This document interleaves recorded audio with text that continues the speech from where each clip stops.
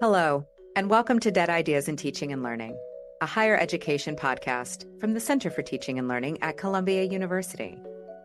I'm Amanda Irvin, the Center's Executive Director.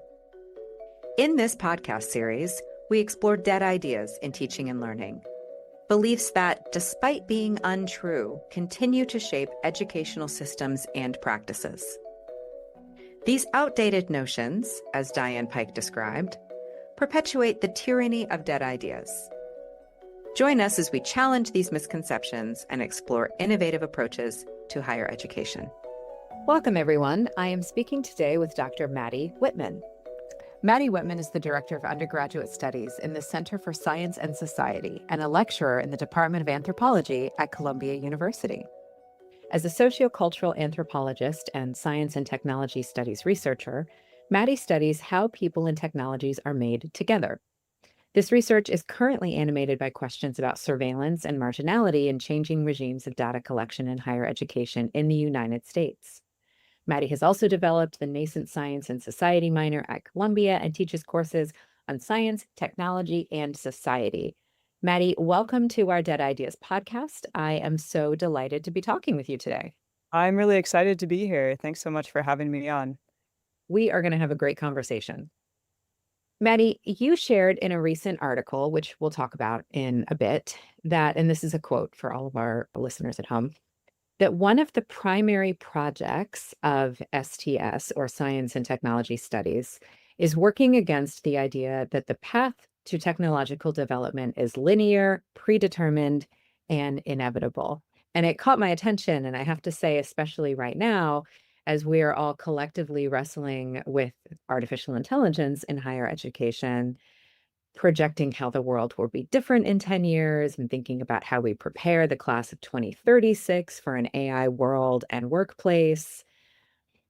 You'd offered a different vantage point because a lot of times this feels inevitable, at least to me. And I don't think that I'm speaking out of turn for saying that it kind of feels inevitable. Oh, not at To all. many of us. Yeah. So I thought maybe we could unpack some of this together, that this idea of inevitability almost is a dead idea around technology.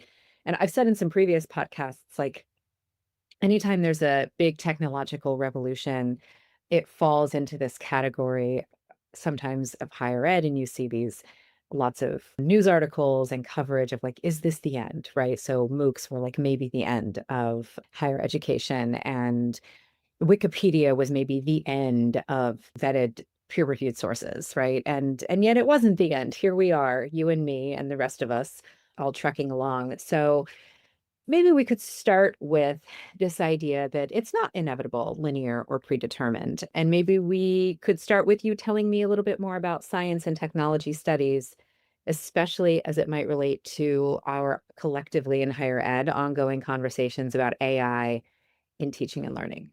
Yeah, I'd love to. Thanks so much for the opportunity to tell you a bit about the field. So I think like this notion of the end is a good starting place because I think that what science and technology studies does, and I'll refer to it as STS hereafter, is treats instead some of these technologies as onsets or as starting places for multiple trajectories.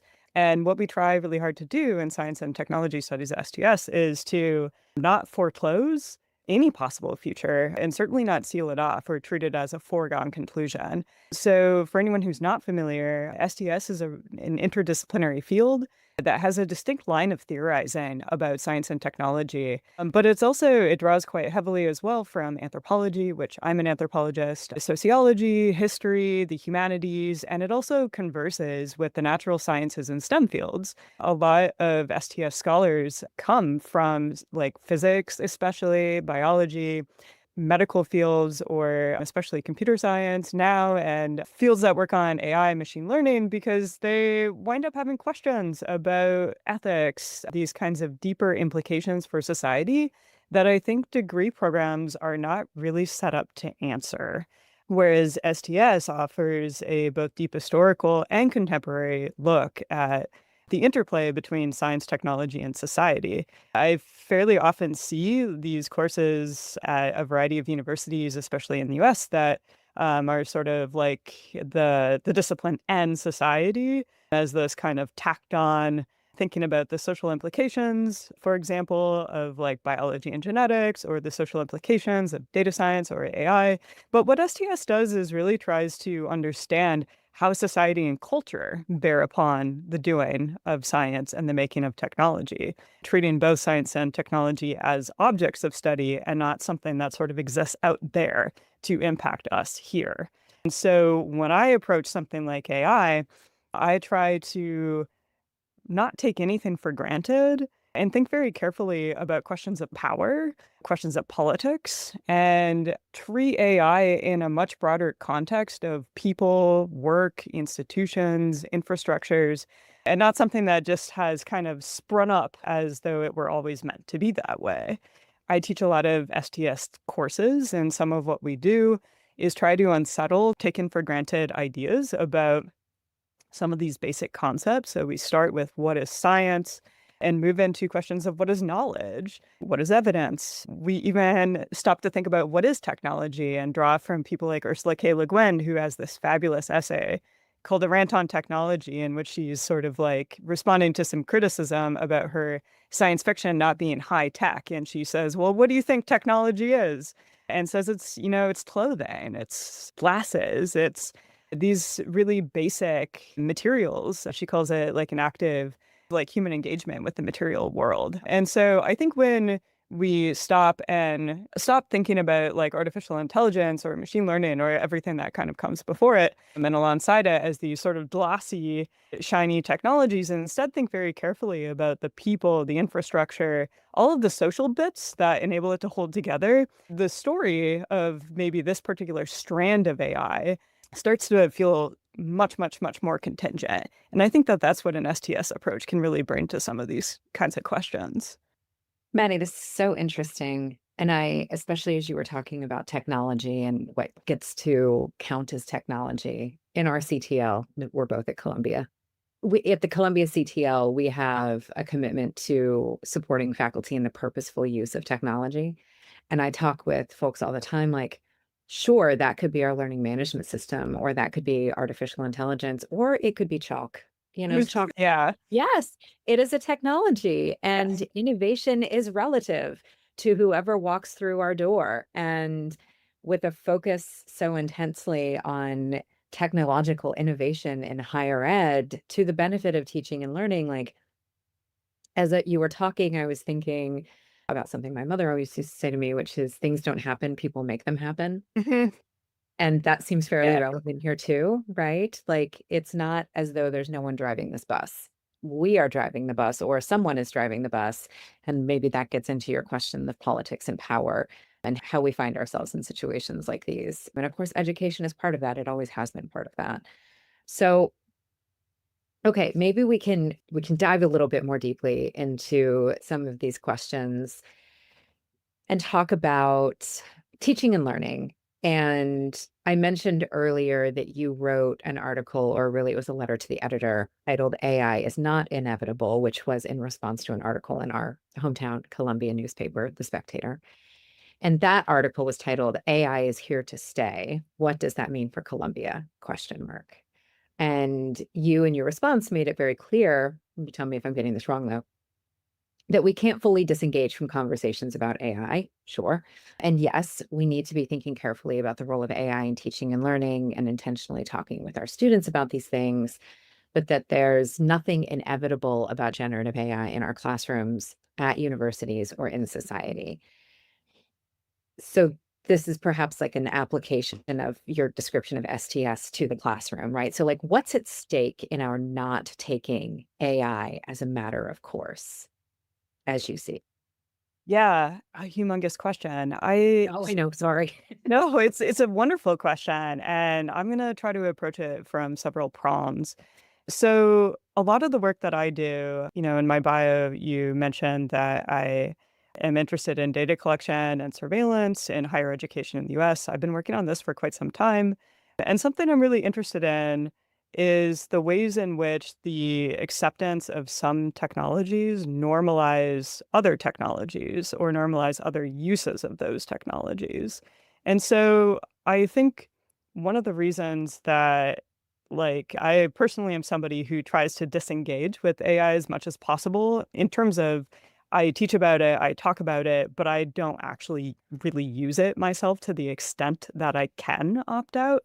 But one of the reasons that I think we ought to, even if you kind of fall in my camp of not wanting it to be a part of the classroom, I think we nonetheless have to talk about it, in part because I think this kind of collective engagement with generative AI and AI and just in general, I think this kind of imagining what sort of world we want to live in necessitates all of our participation. I just came from a conference, an anthropology conference, where there were some panels on technology, and somebody referred to people like the CEOs of Anthropic or OpenAI as broligarchs. And I don't want broligarchs dictating what society ought to be like without my participation in that, or the participation of people who are marginalized or people who are going to get screwed over by those technologies.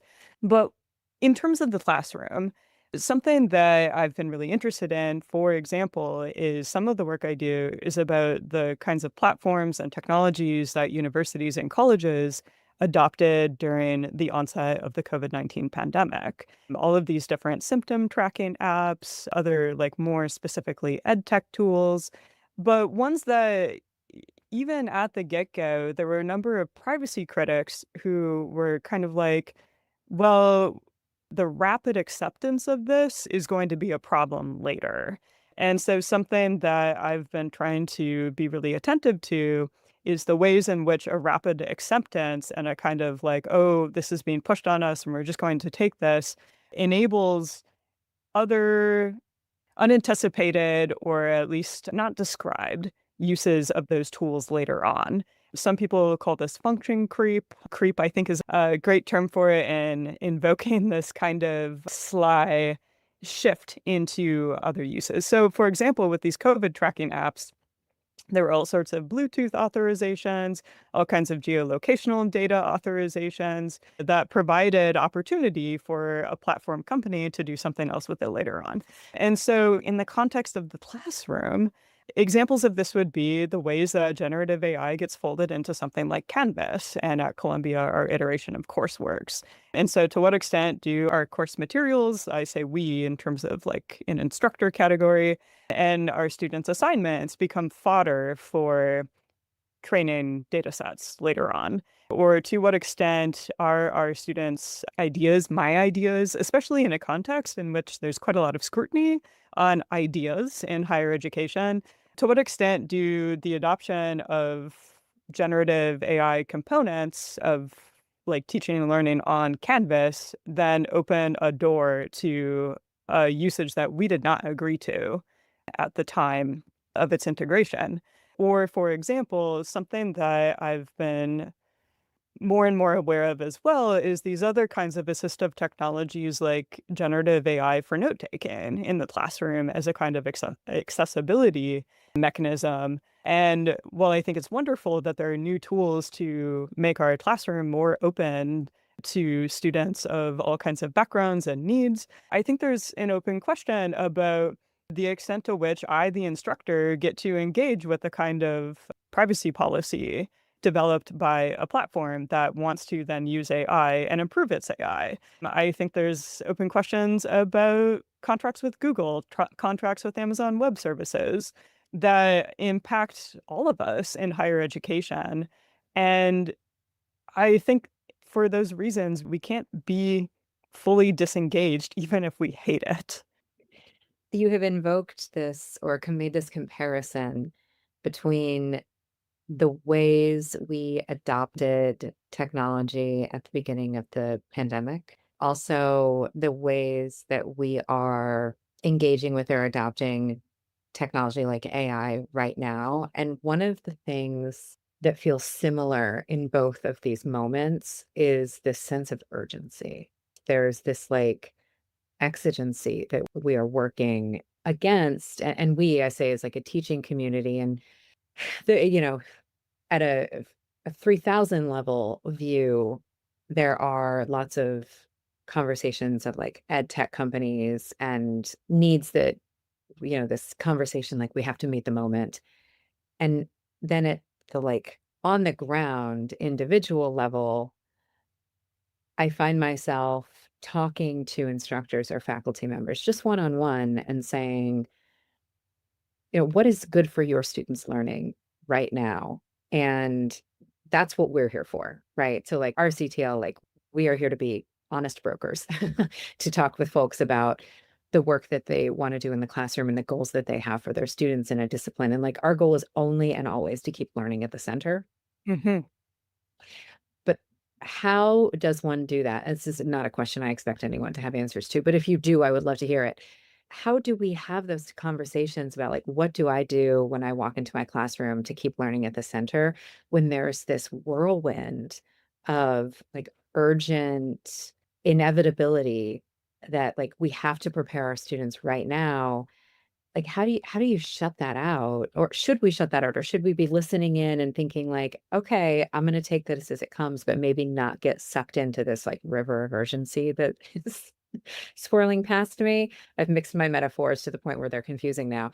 But I don't know. Um, Yeah, so I'll try to again approach this from a couple of directions. I constantly feel like I'm saying what's old is new again in relation to, I think you mentioned these various ends, right, of education that come up with the advent of new kinds of platforms or, right, this moment of AI. It's funny, in 2008, there was a Wired op-ed by the then editor who said that data would be the end of theory, that big data would make disciplines irrelevant. And that was not that long ago, but nonetheless, here we are. And I think that there's a lot of opportunity to foreground learning while also, again, not putting our heads in the sand, so to speak. Some of what I do, and this isn't going to work for everybody, but some of what I do and have a lot of fun with is before I understood the energy costs of generative AI, when there were these early image generators that were released. This was, I think, almost 2 years ago. It's sort of wild that that's the time span we're talking about. But before this AI image generator DALL-E became more broadly available to researchers, there were light versions of it. And I was teaching the first iteration of my STS course at the time. And so I mentioned we had these themed weeks like, what is science? What is the environment? What is nature? Stuff like that. And so I would put in nature or put in the environment. And what I got and what I took screenshots of, and that's what I still use today as kind of an artifact too, right? Were these AI image outputs of these concepts. And what I've found is that they're a wonderful opportunity to talk about the politics of a data set and to talk about the locatedness of a platform, and that all of these tools, they're not these kinds of universal platforms. They're very much rooted in the people who do the image classification. And they're rooted in what kinds of images are available to begin with. And there's been some really good work on this about like ImageNet, for example. But what is, I think, really interesting about using these as teaching examples is they serve to demystify, I think, AI to some extent. And it's true that like generative image tools have come a long way since, 2023. But nonetheless, I think it's a reminder that databases have politics, that prompts have politics, and it serves to, I think, there's this concept in STS that is, I think, relevant to this, which is that of a black box where you can't see inside, you can't see the inner workings. And it came up quite a lot when machine learning became prominent in terms of unsupervised learning as being a kind of black box that you couldn't see inside. And what I try to do with AI in these teaching examples or these images, and some of them are hilarious and surprising and also show the ways that like whiteness, for example, becomes more prominent. So like, for example, we have a medicine output that I use in my class, and it's almost entirely like white doctors, right? But some of what this does, right, is to open up the black box of what is happening inside of this so that it doesn't seem like it's just coming in from the ether. And so I find this really useful as well because it's a really nice way to get students involved because anyone can comment on a kind of color palette of like images produced, for example, or point out that, wow, this looks like all men, or like, why are there no people in this image, or like for nature, right? It's a way to really, I think, invite a lot of participation in understanding how AI works in a way that is not particularly technical. So long-winded, but I think there's ways to involve AI as an object rather than as a method, I suppose. No, that makes a lot of sense. So to continue in my tradition of asking you really easy questions, I'm going to close with one that asks about the closing of your letter to the editor, which you ended your letter by asking, and this is again a quote, if we treat AI not as an inevitability, what might we imagine instead? Which I think is a great question. And I am curious how you might respond, especially when we think, as we have been together today, about teaching and learning in higher ed. What do you imagine instead?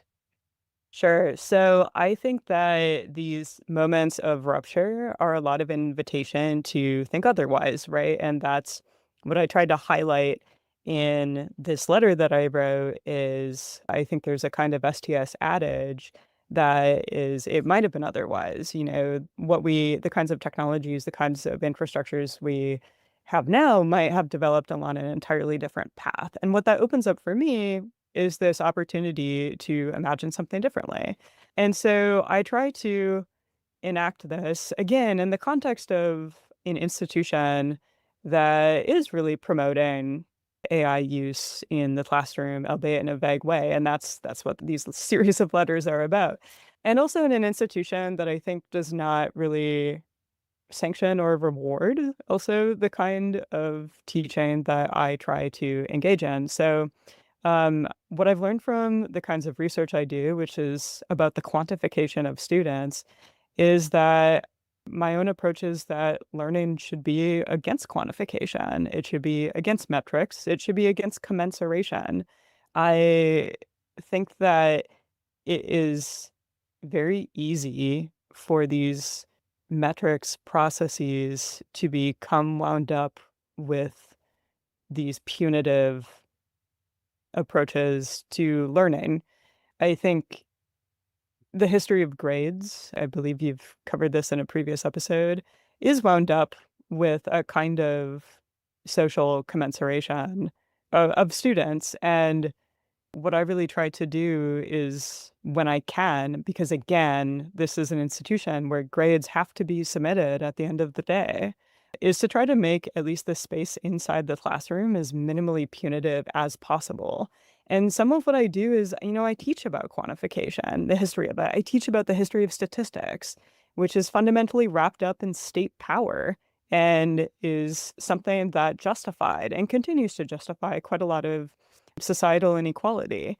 Some of what I've learned from the kinds of research that I do, I did my dissertation on predictive modeling in higher education and attempts to anticipate whether or not a student would graduate in a set amount of time. And this was all in service of trying to improve graduation and retention rates. And a lot of these predictive tools are fundamentally about trying to anticipate risk and mitigate risk. And for me, I attempt to think about, well, what would it look like to encourage risk in the classroom and to ask students to do something risky with the promise that I will not punish them if it doesn't turn out the way they want it to, if it doesn't turn out the way I want it to. And that's really hard to do in a kind of context where, I think oftentimes many students don't believe me and they still want to know where the grade is. And it just is so not about that. And that is a takeaway that I have had from these kinds of interactions with students in increasingly surveillant environments. And so what I've tried to do is work against this sort of surveillance space. And for me, that's imagining otherwise or imagining something different. And it's a kind of small form of maneuvering within a system where I don't have complete agency over how to teach or how to like act in this broader context, but I can do these things and pry apart this taken for granted idea that this is what education is supposed to be like. I think too, so in my STS class this semester, we recently covered a week where the theme is what is progress? And every year there's so many different examples to go over. But some of the examples I tend to give are these kinds of robotic technologies for elder care and dementia care, which open up quite a lot of ambivalent conversation about a sort of, well, I'm glad that this exists, but I wish we didn't need it.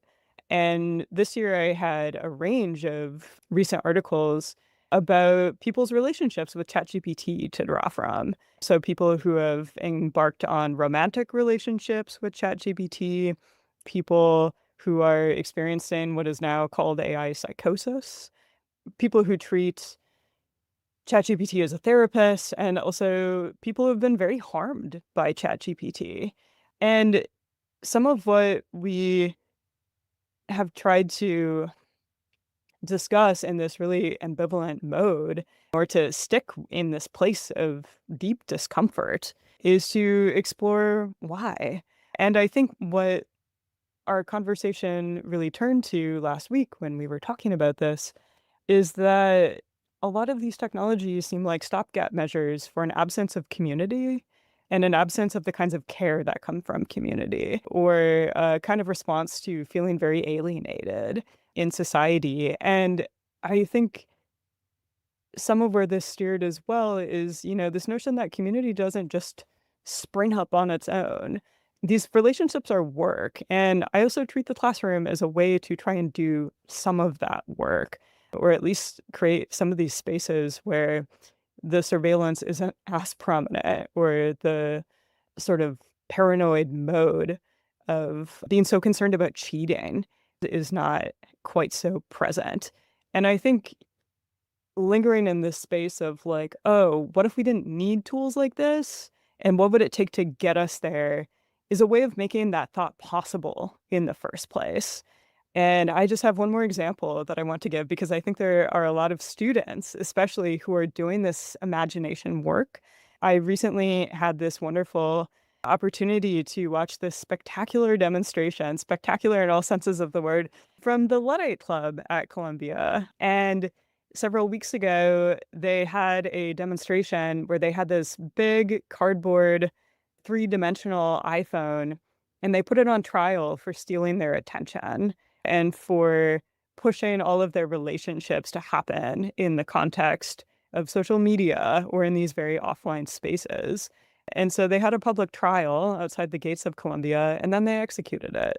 And they have these social events routinely, inviting people who are really sick of having technologies intervene on their lives in particular ways, right? Like a lot of students in these clubs still have iPhones, right? But it's a way of trying to build relationships that isn't quite so mediated by technology. And I recently spoke to them as well about AI. It's kind of the Broligarch's techno-utopic and also simultaneously very eugenicist visions for what a kind of AI-driven world should look like. We talked about also the kinds of energy impacts and the planetary destruction that is part and parcel of this kind of rapid development, the exploitation, and really just tried to create space to say, is this the world we want to live in?